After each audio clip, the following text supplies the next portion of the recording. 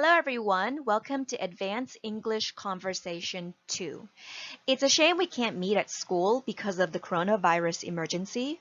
However, hopefully, this online lesson will provide you with some basic things you need to know about my class and get you ready for the school year. So first of all, you might be wondering who I am. My first name is Irene and my last name is Cow. You may call me Miss Irene because Miss Cow sounds like the animal that goes moo, so please do not call me that. I will give you a more detailed introduction of who I am and where I'm from when we finally meet face to face in the classroom. Please, however, remember to call me Miss Irene and not just by my first name, Irene. I'm from the USA and American teachers are called using the titles Mr., Mrs., Miss. It's just a form of politeness that I want all my students to get used to in case they talk to teachers from other countries. So please call me Miss Irene.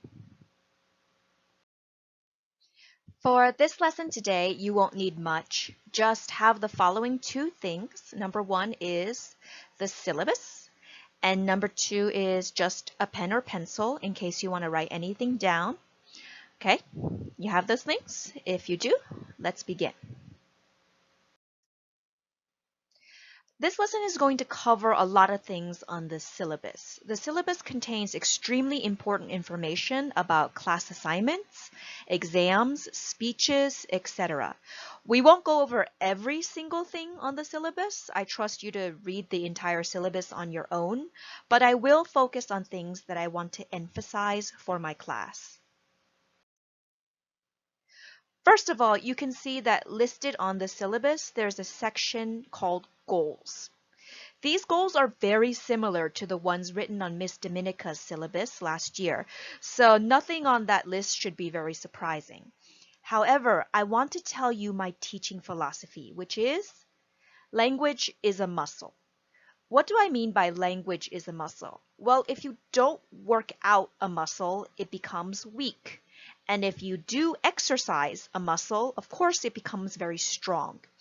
In my opinion, language is very similar to a muscle in that you can't improve your language skills without actually using those language skills. This means that instead of lecturing at you about grammar or vocabulary, my class is designed around activities that are supposed to give you plenty of opportunities to talk with your classmates and express your own opinions and thoughts in English. After all, my class is conversation class. So I want you to especially work out your speaking muscles and build confidence in your speaking skills. Next, let's take a look at what you will need in class. It's very important that you have the textbook. You can see a picture of the textbook right over here on the right. It's called World English 3. I believe you can find the textbook in the bookstores near the school. My class uses the textbook mostly for vocabulary and themes. And while we will not do every activity in the textbook, we will use it frequently, so I expect you to have the textbook. Next, you will need one-lined A4 size notebook. Please have this notebook for every class. This is very important. We use this notebook quite frequently because we use it for a lot of our activities, especially team and partner activities where you need to write down your partner's responses. Also, don't lose this notebook because part of your grade is based on the completeness of your notebook. It needs to be an A4 size notebook because I will also give you a lot of handouts that I want you to either staple or tape into your notebook, and that is part of your notebook grade. So don't lose anything that goes into the notebook. Next, I want you to have one A4 size folder. This folder is used especially for special instructions and your speech packet. I'll talk about the speech packet later, but these are not activities. These are just instructions or special memos that I want you to keep so that you can remind yourself about things that need to be done in class. Now, this year, you will need pens and pencils, just like in all of your classes, but I'm making it a requirement to have one blue or green pen. It must be blue or green. no highlighters. The reason it has to be blue or green is because you'll be using that blue or green pen to make corrections on your speech packet. Laptops and research devices are generally not allowed in class. However, once in a while, especially for your speeches, you will be permitted to use technology in class in order to do research online. I will give you the dates at least a week beforehand so that you can prepare to bring that technology into class. But if I do not say please bring technology to class, please keep it at home or wherever you usually store it. All right, so now it's time to talk about class rules and behavior. Most of the ones that you'll find on the syllabus, they're common sense. However, I would like to emphasize a few things. So because we are an English conversation class, one of the most important rules I have is no speaking in Korean. The reason why is because speaking in Korean is extremely disrespectful to other students who want to learn English. Now, we don't have a lot of classes in our school in which you only speak in English. I believe that my class is the only one in second year. That means that there's not a lot of opportunities for the students at our school to speak in English. And by speaking in Korean, you are robbing those students of the opportunity to practice their English. So please do not speak Korean. You might be wondering, does Miss Irene understand Korean? I do not understand Korean very well. However, I always understand when Korean is being spoken. So please do not let me catch you speaking Korean.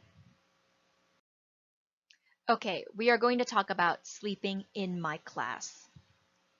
Clearly, sleeping is not allowed in class. This is not complicated. Do not sleep in class. How can you have a conversation with a partner if you are asleep? That's impossible, right? Also, in addition, do not put your head down in class. Some of my students have tried to put their head down when they're tired and continue to hold a conversation. That's extremely rude to whoever you're talking to, so don't do that. However, I have a few exceptions because I don't want to be totally evil to you. If you are sick or you have some kind of serious condition that prevents you from speaking very well, just come and talk to me, okay? Please inform the teacher first.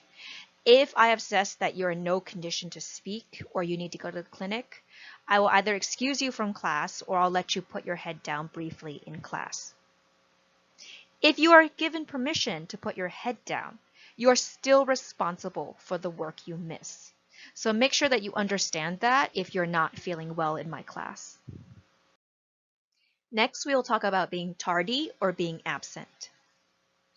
Number 1, do not be late for class. That's not complicated at all. You know when the bell rings, it rings at the same time every time, so please make sure that you are seated with your materials in class by that time.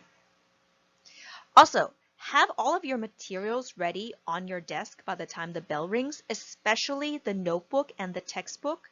I actually do notebook and textbook checks at the beginning of each class, so if you don't have them, that can hurt your participation grade. If you are absent or late for a legitimate reason, sometimes that happens, you are expected to have a note explaining why you are absent or tardy.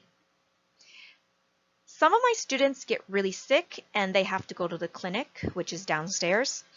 You need to get a note from the nurse to prove that you are in the clinic, so I know that you're not wandering around in the hallways. If you miss class, any part of class, for a legitimate reason, and you show me your excuse, I will give you a stamped Post-it note. It's a special Post-it note that only I have, that you can put into your notebook that will excuse you from the activities that you have missed. A lot of our activities are partner activities, so they're difficult to do by yourself. So that's why if you're absent or late for a really good reason, you should get this Post-it note, because otherwise it will be very difficult for you to make up the work. However, you only have 2 weeks from the day that you are late or absent to get this special Post-it. Do not come to me at the end of the semester and say, well, I was absent for 2 days, 2 months ago. Can I get Post-its now? I'm not going to be happy to hear that, okay? Okay, next we're going to talk about something that I'm sure all of my students are very interested in, which is how I do my grading. So some things are very similar to last year. For example, you have a midterm and you have a final exam. The midterm is worth 15% of your grade and it's a listening exam. The final exam is also worth 15% of your grade and it's multiple choice, 15 questions. Now, I'm not going to give you instructions for the exams right now because we're still quite a ways away from them. However, before the exams happen, I will give you more specific instructions about how to prepare for the exams. Next, we have classroom activities. Classroom activities are actually a significant chunk of your grade. For example, participation is 5 points, your notebook check is 15 points, your speech packet is 10 points, and your presentation, of which there is one every semester, is 20 points. The biggest change from last year is that, hooray, there's no journal writing this year. That means you're not going to write about current news events this year. Ms. Dominica and I have actually both implemented this change into our curriculum because, quite honestly, even though a lot of students responded positively to the kind of education they got from journal writing and from editing, journal writing has just become something that's been really, really difficult for us to grade. And in order to save time so that we could pay more attention to your speeches, we've gotten rid of the journal writing. We're going to talk on this slide about your participation grade. It's 5 points. Hopefully all of you will receive these 5 points. They're very easy to get as long as you follow the following instructions. Number 1, have all the materials that you need in class. Number 2, don't be late or often absent in my class. Remember, you can get that special post-it if you are late or absent for a legitimate reason. Number 3, have a good attitude in my class. This also involves no sleeping or putting your head down, like I have mentioned before. Number 4, be active in my class. Do all the activities with your partner or with your team that you need to do in class. And finally, please know Korean. You'll get one verbal warning if I hear you speaking in Korean. And from then on, I'm going to start deducting minus 0.1 every time I hear you speak Korean. Please don't make me do that because I prefer not to. I want all my students being active in English. Okay, now we're going to talk about the notebook check. Notebooks are collected twice a semester, and each time they're graded for 7.5 points, which is a total of 15 points per semester. The due date for the notebooks is usually before the exams. I usually grade all the notebooks within the study period that you have before the exams. Now, please check my website for a list of things you need in your notebook. I will provide a list of exactly what I am checking for in your notebook on my website. My website's address is at the end of this PowerPoint, so there's no excuse for not knowing what needs to be in your notebook. Next, we're going to talk about the speech packet. The speech packet has replaced the journal writing assignment. I think you'll actually be much happier doing the speech packet because the speech packet is significantly less writing and it will also help you on the speech. So what the speech packet is that it is 10 worksheets. Now all of the 10 worksheets have to be turned in all together and you will turn it in before you actually give your speech, your MMS or your informative speech. Now some of the worksheets will be done in class, some will be done at home. Now you might be thinking, oh, Miss Irene's going to give us 10 individual pieces of homework. Well, again, like I've just said, some of it will be done in class. Now the stuff that you will be doing at home should not take you that long. Mostly what the speech packet worksheets consist of are fill-in-the-blank type activities or matching type activities that will help us, the teachers, figure out if you actually understand how to write the speech and how to do the research and the MLA for the speech. Now, the good news is the worksheets will be corrected in class. So that means you'll receive all of the right answers. However, that also means that I expect you to make corrections either in blue or green pen on those worksheets. If you are missing corrections on your worksheets, that's minus points for the speech packet.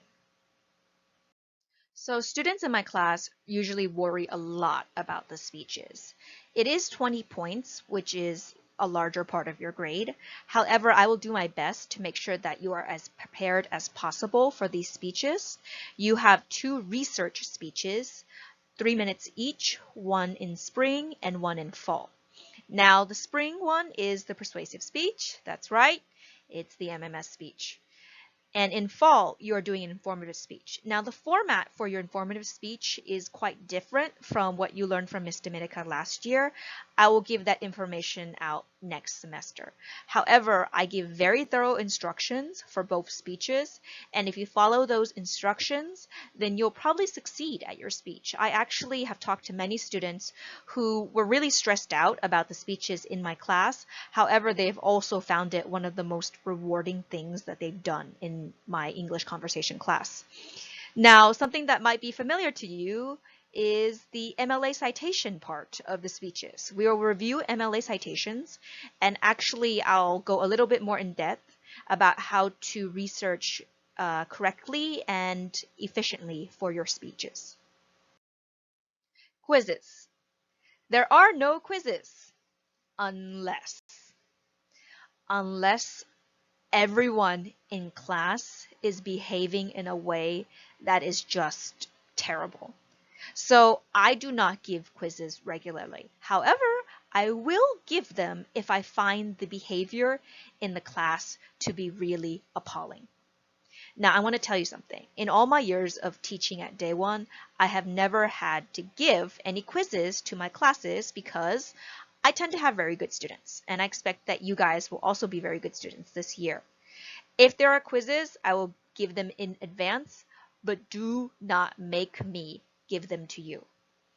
You don't like doing them, I don't like grading them.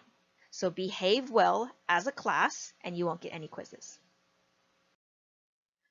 I don't know when we will be meeting at school. However, I'm hoping that it's soon because I'm very excited to meet all of you and start our first lesson together. Well, our first online lesson. But before coming into class, there are 2 things that you should have ready so that we can start right away on the first day.